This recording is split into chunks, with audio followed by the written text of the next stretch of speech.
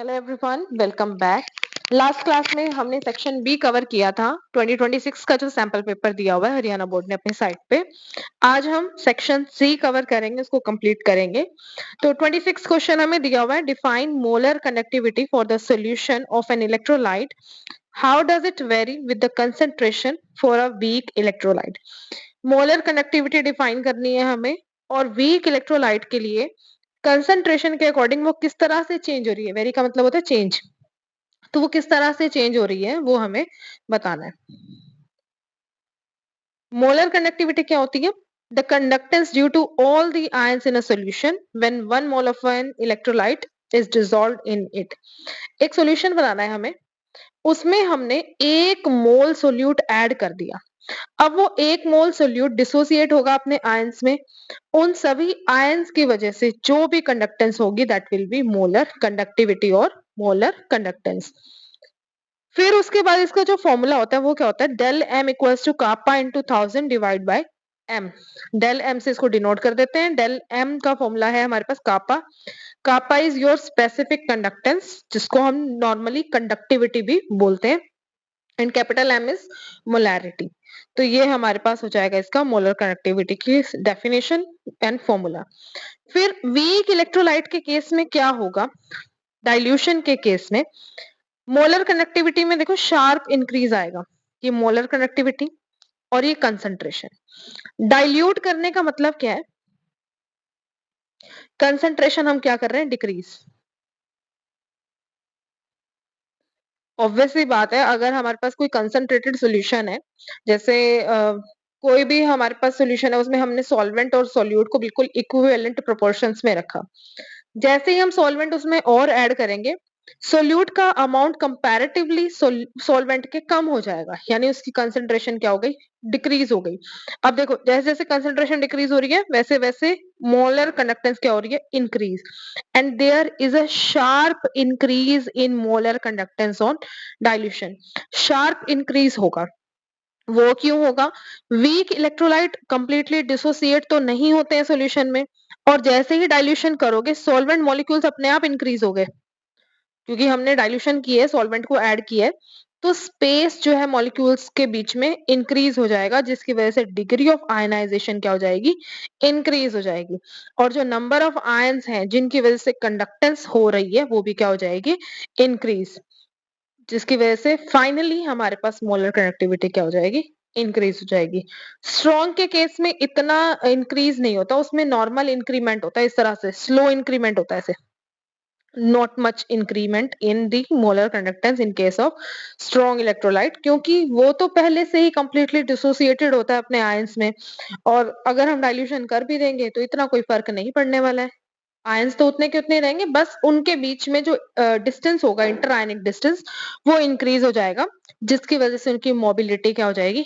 Increase. मतलब movement जो है उनकी अच्छी हो जाएगी। अब तो स्ट्रॉन्ग के केस में तो नॉर्मल इंक्रीमेंट होगा मोलर कंडक्टेंस में डाइल्यूशन पे, और वीक इलेक्ट्रोलाइट के केस में शार्प इंक्रीज होगा। देखो ये शार्प इंक्रीज, ये हमारे पास वीक इलेक्ट्रोलाइट का है कर्व, और ये स्ट्रॉन्ग इलेक्ट्रोलाइट का ये वाला।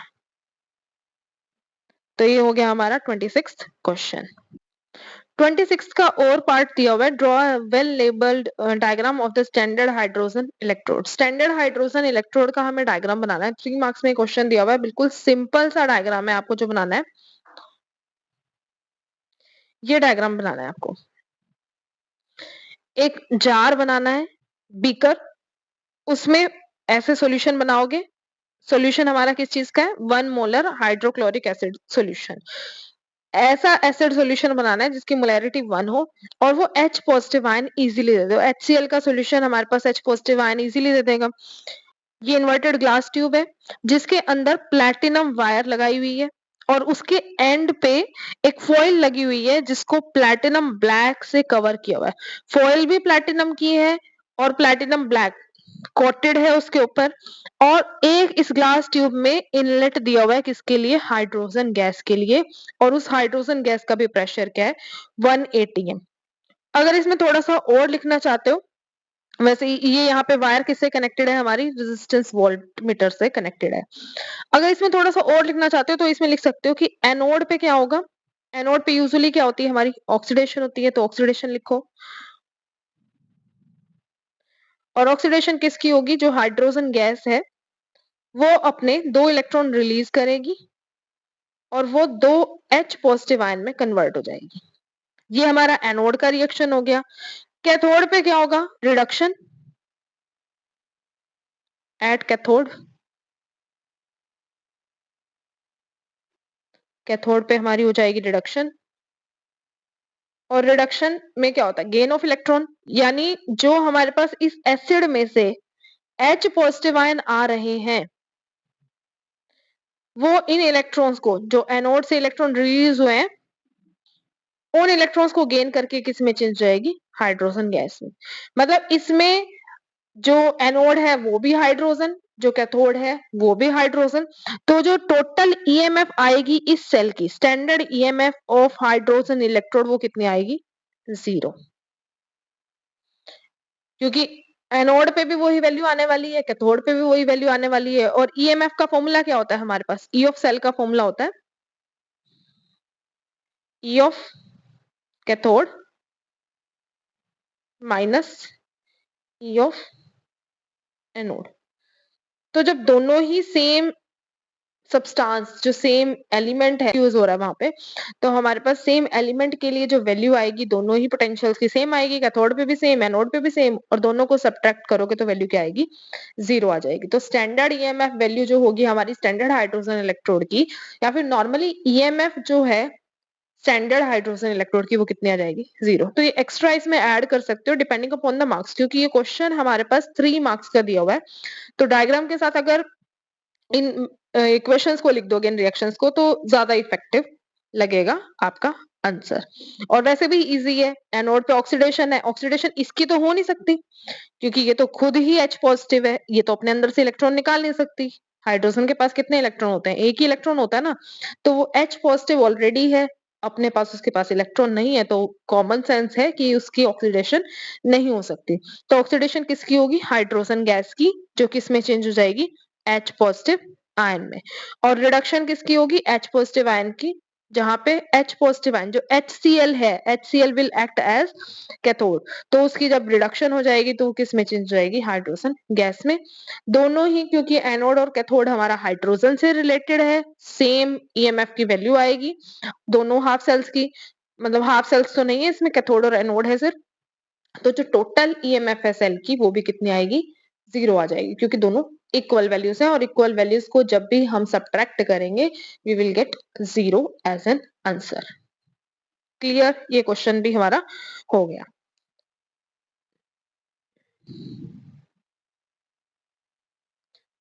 नेक्स्ट क्वेश्चन हमें दिया हुआ है, the cell in which of the following reaction occurs. ये वाला सेम क्वेश्चन हमने 2025 के पेपर में किया था, अगर आपको याद हो। 33 क्वेश्चन नंबर था हमारा जो ये हो गया था। तो मैं फिर भी इसमें फॉर्मूला बता देती हूँ, क्योंकि इसमें एक एक्स्ट्रा दी हुई है, इक्विलिब्रियम कांस्टेंट। Fe+3 दिया हुआ है, 2 मोल उसके हैं, I नेगेटिव, फिर Fe+2, फिर I2। मॉलिक्यूलर फॉर्म में जो भी होता है उसकी वैल्यू क्या होती है, 0 होती है, उसका ऑक्सीडेशन स्टेट 0 रहेगा। यहाँ पे देखो Fe+2 है, एक का +2 है, तो दो का कितना आएगा, +4। इसकी वैल्यू कितनी आ गई, +4 आ गई। एक I का सिंगल नेगेटिव है, तो 2 I का कितना हो जाएगा, -2। और यहाँ पे एक Fe का +3, 2 Fe का कितना आएगा, +6। अब इस रिएक्शन को साइड में लिख लेते हैं एक बार।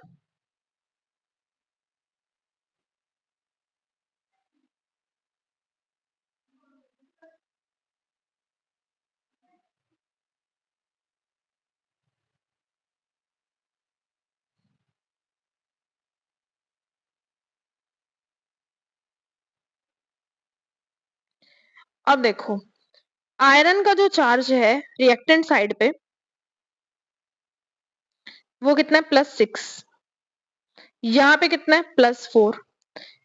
आयरन का ऑक्सीडेशन स्टेट चेंज हो रहा है +6 से +4 में, तो इसकी क्या हो रही है, रिडक्शन। रिडक्शन होके कितने की रिडक्शन हो रही है, इसमें 2 इलेक्ट्रॉन्स की रिडक्शन, तो रिडक्शन बाय 2। आयरन की तो हो गई है रिडक्शन बाय 2, ये किसकी? आयरन की। और आयोडीन में देखो ये चार्ज कितना है? -2। एलिमेंट ये मॉलिक्यूलर फॉर्म का जो चार्ज है वो मैंने बताया 0, -2 से 0 की तरफ जा रहे हैं, तो इसकी रिडक्शन, इसकी क्या हो रही है? ऑक्सीडेशन हो रही है बाय 2। जब हमारे पास ऑक्सीडेशन और रिडक्शन दोनों बैलेंस्ड हो तो हमें किसी भी कोएफिशिएंट से मल्टीप्लाई करने की जरूरत नहीं है। हमारे पास n जो नंबर ऑफ इलेक्ट्रॉन्स जो ट्रांसफर हो रहे हैं एनोड कंपार्टमेंट से कैथोड की तरफ, वो कितने आ गई? 2 आ गई दोनों, क्योंकि बराबर है। ये रिडक्शन जितने से हो रही है उतने से ही ऑक्सीडेशन हो रही है। ये रिएक्शन ऐसे नहीं लिखना है, मैंने ऐसे लिखा है, बट आपको लिखना इसी तरीके से है जैसे यहाँ लिखा हुआ है, सामने रिएक्टेंट के सामने products. E not of cell की वैल्यू कितनी दी हुई है? 0.236 वोल्ट, और टेम्परेचर हमारे पास दिया हुआ है 298 केल्विन। स्टैंडर्ड गिब्स एनर्जी निकालनी है। स्टैंडर्ड गिब्स एनर्जी का फॉर्मूला क्या है? Del G not is equals to minus N F E not of cell. N की वैल्यू कितनी आई? 2, वो क्या होते हैं? हमारे number of electrons transferred. F कितना है? 96500। फैराडेज कांस्टेंट होता है एफ, जिसकी वैल्यू होती है 96500 कूलम पर मोल। और ई नॉट की वैल्यू हमारी दी हुई है 0.236, इतनी वोल्ट ये आ गई। सारे टर्म्स को मल्टीप्लाई करोगे ये आ जाएगा हमारे पास -45,548, और जो ये आंसर आएगा हमारा, ये आएगा जूल पर मोल में। और इसको किलो जूल में जब कन्वर्ट करोगे तो किससे डिवाइड करोगे? 1000 से डिवाइड करोगे, क्योंकि छोटे यूनिट से बड़े यूनिट की तरफ, जूल से हमें किलो जूल की तरफ जाना है, तो 1000 से डिवाइड करना पड़ेगा। तो 45.548 किलो जूल पर मोल, ये हमारा आंसर आ जाएगा डेल जी नोट का। फिर उसके बाद इसने हमें बोला हुआ है इक्विलिब्रियम कांस्टेंट भी निकालना है। देखो, इक्विलिब्रियम कांस्टेंट के लिए नर्स्ट इक्वेशन पे मत जाना, क्योंकि नर्स्ट इक्वेशन के लिए हमें सेल की ईएमएफ, कैथोड, एनोड की वैल्यूज चाहिए होंगी। तो इसी डेल जी नोट का एक और फॉर्मूला होता है, del G naught equals to minus R T L N K C, natural logarithm of equilibrium constant K C. Are हमारे पास गैस कांस्टेंट होता है, टी हमारे पास टेम्परेचर जो गिवन है यहाँ पे 298 केल्विन, आर गैस कांस्टेंट है, और एनर्जी की टर्म्स में उसकी वैल्यू होती है 8.314 जूल पर केल्विन पर मोल। डेल जी नोट हमने अभी निकाला है, तो यहाँ पे डेल जी नोट की वैल्यू पुट करोगे, आर की जगह पुट करोगे 8.314, टेम्परेचर हमारा 298 केल्विन है, और ये साथ में क्या है? एल एन के सी, और एल एन के सी को हम चेंज करेंगे लॉग के सी में। नेचुरल लॉगरिथम को बेस 10 में जब चेंज करोगे तो क्या किससे मल्टीप्लाई करोगे? 2.303, इससे मल्टीप्लाई कर दोगे और लॉग ऑफ केसी। बस ये इधर वाली टर्म रख के ये सारी टर्म्स उधर डिवाइड में ले जाना, और लॉग केसी की हमारे पास वैल्यू आ जाएगी। और एंड में आप जो आंसर लिखोगे वो लिखोगे लॉग केसी की जगह केसी इक्वल्स टू एंटी लॉग, जो आपकी वैल्यू आएगी यहाँ पे डेल जी नोट की वैल्यू को इससे डिवाइड करके वो हमारे पास एंटी लॉग ब्रैकेट में लिख दोगे, हमारा आंसर आ जाएगा। आपको एंटी लॉग निकालने की आगे जरूरत नहीं है, अगर आप इस स्टेप पे भी इस क्वेश्चन को कर देते हो स्टॉप, तब भी आपको मार्क्स मिलते हैं पूरे। लेकिन यूनिट्स का स्पेशल ध्यान रखना है, जैसे इसमें यहाँ पे यूनिट था डेल जी नोट में, ये लिखने हैं ये यूनिट्स, वरना एक भी यूनिट नहीं लिखोगे तो हाफ मार्क डिडक्ट हो जाएगा उसी क्वेश्चन में। उसके बाद 28 क्वेश्चन हमें दिया हुआ है, write the IUPAC names of the following coordination compounds. First compound है हमारे पास प्लैटिनम का दिया हुआ है, जिसमें 2 NH3 है, एक Cl है और एक NO2। NO2 हमारा होता है नाइट्राइटो, NO3 होता है तो नाइट्रो, NO2 है तो नाइट्राइटो, Cl होता है हमारे पास क्लोरो, क्लोरो लिखो या क्लोराइडो लिखो। NH3 हमारे पास होता है अमीन, डबल एम वाला। तो अल्फाबेटिकल ऑर्डर में पहले अमीन को लिखना है, फिर क्लोरो को लिखना है, फिर नाइट्राइटो को लिखना है, और इस पूरे कॉम्प्लेक्स पे कोई भी चार्ज नहीं है, तो चार्ज इसका प्लैटिनम का कैसे निकालोगे? प्लैटिनम का चार्ज x मान लो, NH3 का चार्ज 0 होता है, Cl का चार्ज -1 होता है, NO2 का चार्ज भी -1 होता है। एक-एक ही दिए हुए तो हमने एक बार ही लिख लिया। अगर 2 बार होते तो उसको हम मल्टीप्लाई कर देते 2 से चार्ज को। और ऊपर कोई भी चार्ज नहीं है तो 0। -1 और -1 कितना हो जाएगा? -2 और इक्वल्स टू के उस तरफ जाके क्या हो जाएगा? +2। तो x की वैल्यू कितनी आ गई? +2। तो प्लैटिनम का हमारा चार्ज आ गया +2। अब नाम लिख देते हैं। ना तो इसमें कोई आयनाइजेशन स्फीयर है स्टार्टिंग में, ना एंड में है, कुछ भी नहीं है, तो सिंपल कोऑर्डिनेशन स्फीयर दिया हुआ है, उसका नाम लिख देते हैं। अमीन 2 बार है तो डाई अमीन। फिर एक बार Cl है क्लोरो, एक बार NO2 है नाइट्राइटो। उसके बाद इसी के आगे लिखना है प्लैटिनम,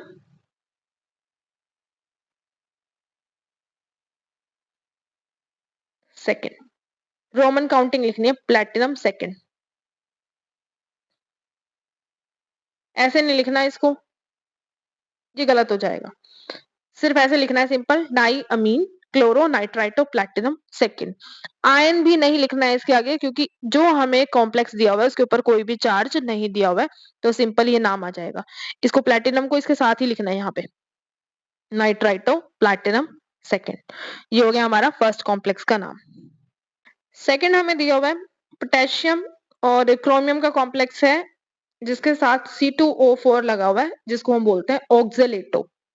ऑक्जेलेटो लगा हुआ है, 3 बार लगा हुआ है।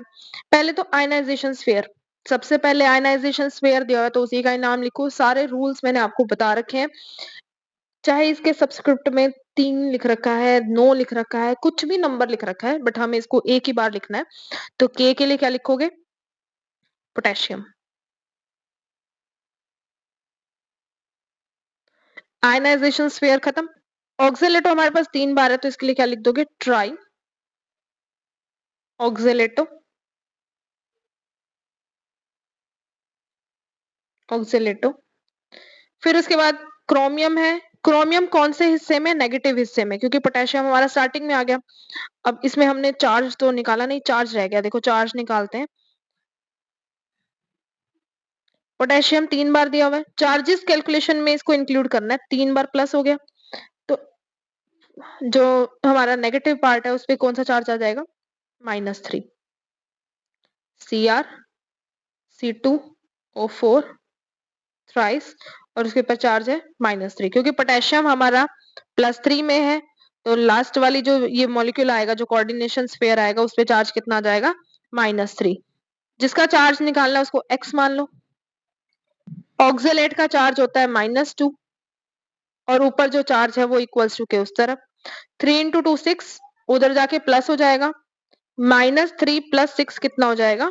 +3। तो हमारा हमारा जो ये चार्ज आ गया क्रोमियम का वो कितना आ गया? +3।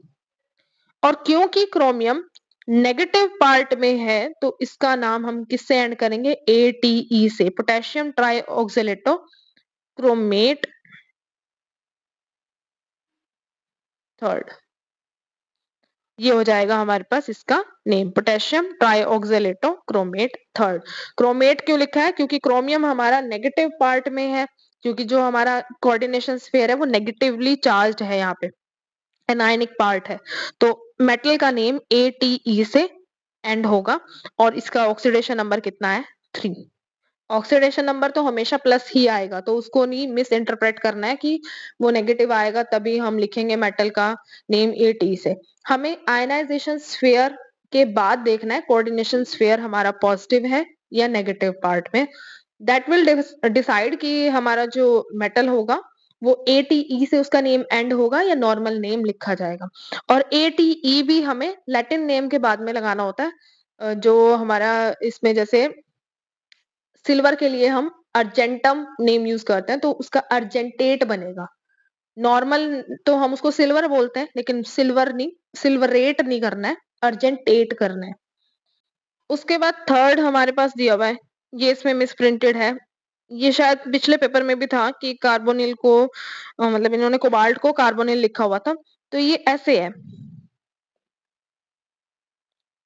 CO, NH3, NH3 कितने दिए हैं 5 और कार्बोनेटो एक ही बार दिया हुआ है और बाहर है Cl। अब Cl का चार्ज कितना होता है -1। अगर आयनाइजेशन स्फीयर -1 है तो कोऑर्डिनेशन स्फीयर का चार्ज कितना आएगा +1। कोबाल्ट का चार्ज निकालना है प्लस, इसको x मान लो। अमीन का चार्ज होता है 0। CO3 का चार्ज, कार्बोनेट का तो चार्ज सभी को पता है -2 होता है और ऊपर चार्ज है +1 +1। ये -2 उधर जाके प्लस हो जाएगा तो x कितना आ जाएगा 1 + 2 कितना हो जाएगा 3। तो कोबाल्ट का चार्ज हमारा आ गया +3। अब NH3 को तो हमें लिखना है अमीन, CO3 को हमें लिखना है कार्बोनेटो। N और C से कंफ्यूज ना होना कि C ABCD में पहले आता है तो उसका नाम लिखना है, नहीं, पहले इनका नाम देखो क्या है फिर डिसाइड करो अल्फाबेटिकल ऑर्डर। तो 5 बार अमीन है तो पेंटा अमीन, पेंटा अमीन यहां लिखती हूँ, पेंटा अमीन। फिर कार्बोनेटो, कार्बोनेटो। फिर है कोबाल्ट और कोबाल्ट का चार्ज है 3 और Cl हमारा क्या लिखा जाएगा क्लोराइड। जितने भी नेगेटिवली चार्ज होते हैं आयंस जो लिगेंड्स हैं हमारे, अगर वो कोऑर्डिनेशन स्फीयर में है तब तो उनके नाम आई इससे आइडो, क्लोरो, सल्फेटो, नाइट्राइटो ओ से एंड होगा। लेकिन अगर वो आयनाइजेशन स्फीयर में तब नॉर्मल जो हम लिखते हैं नेगेटिवली चार्ज के लिए सल्फेट, नाइट्रेट, कार्बोनेट, क्लोराइड, इस तरह से हम उनके नेम्स को लिखते हैं। और ये सारे रूल्स मैंने आपको पूरी कोऑर्डिनेशन केमिस्ट्री जब कराई है तब सारे समझा रखे। तो ये वाला क्वेश्चन भी हमारा कंप्लीट हो गया। फिर उसके बाद 29th क्वेश्चन हमारे पास है, write the mechanism of acid dehydration of ethanol to yield ethane.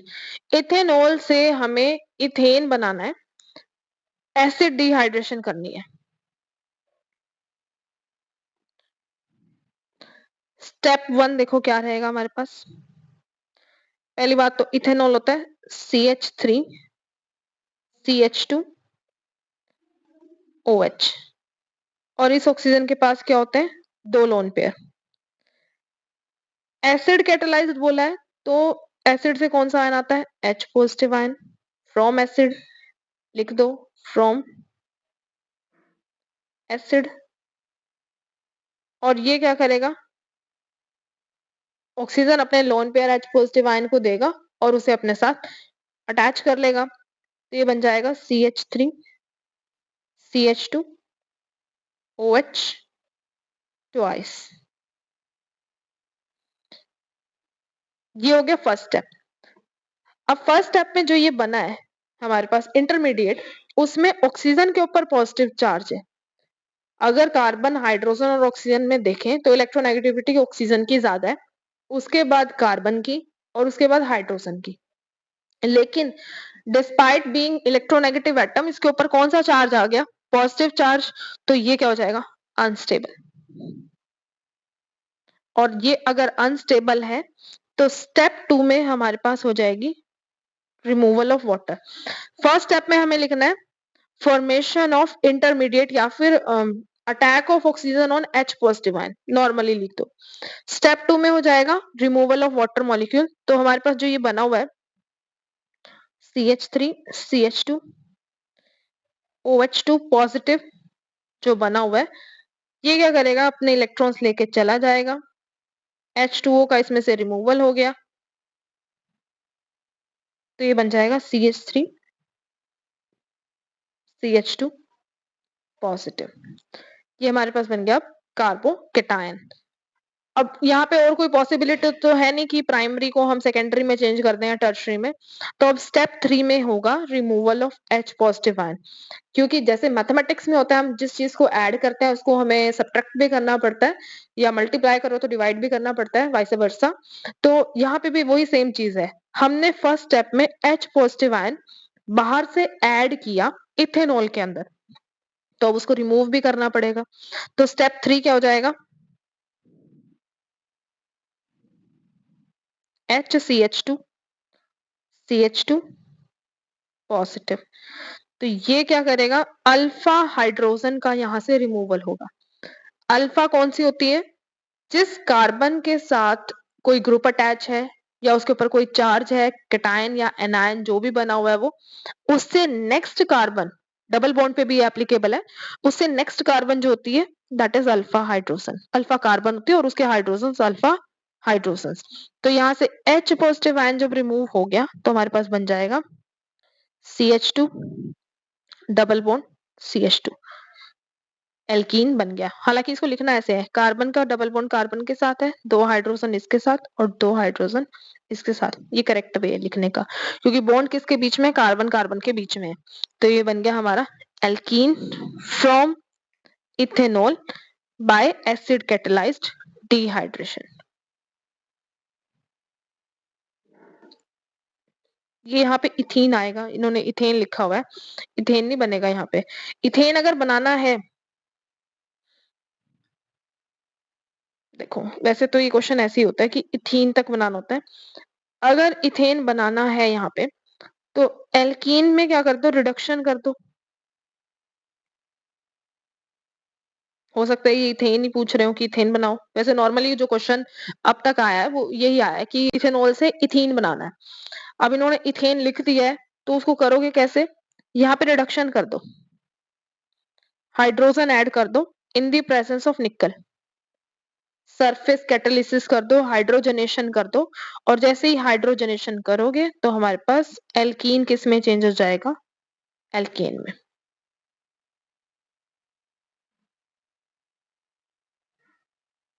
ये तो नेम रिएक्शन की तरह भी आता है, हाइड्रोजनेशन ऑफ एल्कीन्स। तो ये हो गया हमारे पास ये क्वेश्चन कंप्लीट। 29th का जो और पार्ट दिया हुआ है वो है how will you distinguish between primary secondary and tertiary alcohols. Primary secondary और टर्शरी अल्कोहल्स में किस तरह से डिफरेंशिएट करोगे ये हमें बताना है। अब अल्कोहल्स को डिस्टिंग्विश करने के लिए हमारे पास 2 टेस्ट है और एक रिएक्शन भी है। पहला टेस्ट तो हमारे पास है लुकास टेस्ट, जिसमें हम चेक करते हैं टर्बिडिटी। टर्बिडिटी का मतलब मिल्कीनेस एकदम से उस सॉल्यूशन में हमारे पास आ जाएगी अल्कोहल के विद रिस्पेक्ट कि कौन सा अल्कोहल है। टर्बिडिटी वहां पे आएगी जैसे आप एक ग्लास पानी में ऊपर से 1 चम्मच मिल्क को ड्रॉप करें, उसके अंदर डाल दें, तो एकदम से जैसे वो धुंधला सा बन जाता है, वैसा वैसा यहाँ बनेगा, धुंधलापन वहां पे हमें नजर आएगा उसके अंदर। तो लुकास रिएजेंट क्या होता है हमारे पास? Concentrated HCl plus anhydrous ZnCl2 zinc chloride, ये दोनों का मिक्सचर हम यूज करते हैं एज अ लुकास रिएजेंट। अब 3 टेस्ट ट्यूब में हमने मान लो अल्कोहल्स ले लिए, एक में हमने लिया प्राइमरी, एक में सेकेंडरी और एक में टर्शरी, और तीनों में ही हमने लुकास रिएजेंट ऐड कर दिया। तो जब हम इसमें लुकास रिएजेंट ऐड करेंगे, अगर वो हमारा टर्शरी अल्कोहल है तो उसके अंदर जो टर्बिडिटी है वो आ जाएगी इमीडिएटली, एकदम से। जैसे ही डालोगे एकदम से हमारे पास उसमें धुंधलापन नजर आ जाएगा। अगर सेकेंडरी अल्कोहल है तो 5 से 10 मिनट बाद ही टर्बिडिटी नजर आएगी, और अगर वो प्राइमरी अल्कोहल है तो हमें उसे हीट करना पड़ेगा, रूम टेम्परेचर पे वो टर्बिडिटी शो नहीं करेगा। मतलब यहाँ पे क्या लिखोगे? After heating. हीटिंग लिखना है पूरा, मैं तो सिंबल लिख दिया आफ्टर हीटिंग। तो ये हो गया लुकास टेस्ट। दूसरा हम टेस्ट कर सकते हैं इसमें Victor Meyer test. Victor Meyer test, जिसमें हमारे पास क्या करना पड़ता है? हमें फास्फोरस और आयोडीन के साथ रिएक्शन करना पड़ता है पहले तो आइडोफॉर्म बनाने के लिए, followed by HNO3 HNO2 sorry HNO2 के साथ रिएक्शन करते हो नाइट्रस एसिड के साथ, और उसके बाद बेस उसमें ऐड करते हो। अब रिएक्शंस तो इसमें कॉम्प्लिकेटेड है, बस रिजल्ट आप लिख सकते हो इसमें कि अगर वो प्राइमरी अल्कोहल है तो वो देगा रेड कलर, बिल्कुल ब्लड रेड कलर इसमें आ जाएगा। जैसा ब्लड का कलर होता है वैसा ब्लड रेड कलर इसमें आ जाएगा। अगर वो सेकेंडरी एल्कोहल है तो हमारे पास ब्लू कलर आएगा रिजल्ट में। और अगर वो टर्शरी एल्कोहल है there will be no change in the colour, no change, मतलब वो हमारे पास कलरलेस रहेगा, यूजुअली कलरलेस रहेगा टर्शरी के केस में। अगर रेड कलर दिख रहा है तो वो प्राइमरी अल्कोहल है, अगर ब्लू कलर नजर आ रहा है सॉल्यूशन में तो वो सेकेंडरी अल्कोहल है, और अगर उसमें कोई भी कलर नहीं आ रहा है, no change in the colour, तो वो हमारे पास है टर्शरी अल्कोहल। फिर इसके बाद एक रिएक्शन इसमें लिख सकते हो, प्राइमरी, सेकेंडरी, टर्शरी के लिए। प्राइमरी अल्कोहल और सेकेंडरी टर्शरी इनका हम रिएक्शन अगर कराएं H2CrO4 से, क्रोमिक एसिड इसको हम बोलते हैं, क्रोमिक एसिड। तो प्राइमरी अल्कोहल का जब रिएक्शन करोगे तो हमारे पास मिलेगा एल्डिहाइड, ऑक्सीडेशन क्योंकि हो जाती है यहाँ पे। सेकेंडरी की ऑक्सीडेशन करोगे तो कीटोन मिलेगा, और टर्शरी में नो रिएक्शन, कुछ बनेगा ही नहीं वहां पे। और ये कैसे दिखा सकते हो, प्राइमरी अल्कोहल में एटलीस्ट 2 हाइड्रोजन है,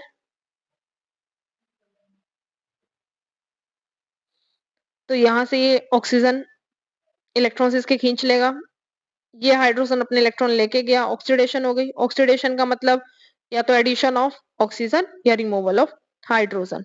तो यहाँ पे क्या बन जाएगा, H, ये मतलब कार्बन चेन डबल बॉन्ड हो जाएगा ऑक्सीजन का, और इधर H। CHO ग्रुप किसका होता है, एल्डिहाइड का। सेकेंडरी अल्कोहल में यहाँ कोई R ग्रुप हो जाएगा, और अगर दोनों तरफ कार्बन चेन है तो वो क्या बन जाएगा, कीटोन। टर्शरी अल्कोहल में ऐसी रिप्लेसेबल हाइड्रोजन ही नहीं होगी, तो वहां नो रिएक्शन। तो ये क्वेश्चन हमारा कंप्लीट। उसके बाद 30th क्वेश्चन है, what happens when D glucose is treated with following reagents. Glucose की ट्रीटमेंट करनी है HI से, ब्रोमीन वाटर से, और HNO3 से। HI हमारे पास होता है रिड्यूसिंग एजेंट, ग्लूकोज का फॉर्मूला हमारे पास होता है CHO, फिर बीच में CHOH होते हैं 4, और सबसे नीचे होता है CH2OH। ऑक्सीडाइज्ड फॉर्म टॉप पे रहती है और रिड्यूस्ड फॉर्म बॉटम पे। अब CHO में, इसमें ग्लूकोज में जब हम HI ऐड करेंगे, ये रिड्यूसिंग एजेंट होता है, और ये जितने भी ऑक्सीजन है इस मॉलिक्यूल में उसको हटा देगा, और वहां पे क्या लगा देगा, हाइड्रोजन। तो हमारे पास बन जाएगा CH3, CHOH की जगह CH2 बन जाएगा, और CH3। N-हेक्सेन हमारे पास बनेगा मेजर प्रोडक्ट, और एक और प्रोडक्ट बनता है इसमें माइनर प्रोडक्ट, जिसमें एक पोजीशन पे आयोडीन लगा दो, कोई किसी भी कार्बन पे, फर्स्ट पे लगा दो या सेकंड पे, मेनली सेकंड कार्बन पे आयोडीन लगा होता है, वो मेजर प्रोडक्ट, मतलब वो सेकेंडरी प्रोडक्ट यहाँ पे बनता है। मेनली यहाँ पे बनेगा N-हेक्सेन। जितने भी ऑक्सीजन इस मॉलिक्यूल में है वो सब हट जाएंगे और हमारे पास हेक्सेन बनेगा। हेक्स मतलब 6 carbon atom, n means single bond है उन सबके बीच में। फिर सेकंड हमारे पास दिया है ब्रोमीन वाटर के साथ ट्रीटमेंट करना है ग्लूकोज का, और थर्ड है नाइट्रिक एसिड के साथ ट्रीटमेंट करना है। जो ब्रोमीन वाटर है वो माइल्ड ऑक्सीडाइजिंग एजेंट होता है। अब ग्लूकोज हमारे पास होता है CHO, CHOH और CH2OH, D glucose. CHO top पे रखना है, CHOH को नीचे। अब इसके ट्रीटमेंट कर रहे हो ब्रोमीन वाटर के साथ, Br2H2O। ये होता है माइल्ड ऑक्सीडाइजिंग एजेंट, और जब इसकी ट्रीटमेंट करोगे तो जो एल्डिहाइडिक ग्रुप है वो एसिडिक ग्रुप में, CHO ग्रुप किस में चला जाएगा, COH ग्रुप में चेंज हो जाएगा। बाकी स्ट्रक्चर बिल्कुल सेम रहेगा, CHOH 4 मोल, और ये CH2OH। मतलब ग्लूकोज पे, इस पे अल्कोहल पे कोई भी फर्क नहीं पड़ने वाला है। एल्डिहाइडिक ग्रुप चेंज हो जाएगा एसिडिक ग्रुप में, और इस एसिड का नाम है ग्लूकोनिक एसिड, इसको बोलते हैं ग्लूकोनिक एसिड। अब डी ग्लूकोज का रिएक्शन करोगे HNO3 के साथ, तो HNO3 है स्ट्रॉन्ग ऑक्सीडाइजिंग एजेंट, तो CHO ग्रुप को भी COH में चेंज कर देगी। सेंटर में मतलब जो इन बिटवीन है चेन में, उन अल्कोहलिक ग्रुप्स पे कोई फर्क नहीं पड़ने वाला है, लेकिन जो टर्मिनल अल्कोहलिक है वो भी किसमें चेंज हो जाएगा, COH में। और ये हमारे पास बनेगी सैचुरिक एसिड, सैचुरिक एसिड। तो ये हो गया हमारा सेक्शन सी यहाँ पे कंप्लीट। नेक्स्ट क्लास में हम करेंगे सेक्शन डी। आज की क्लास में इतना ही। अगर आपको कोई क्वेश्चन नहीं समझ आया तो आप वीडियो रिवाइंड करके देख सकते हैं, और आपके जो भी डाउट्स हैं आप वो कमेंट सेक्शन में ड्रॉप कर सकते हैं। आज के लिए सिर्फ इतना ही। Thank you. Have a nice day.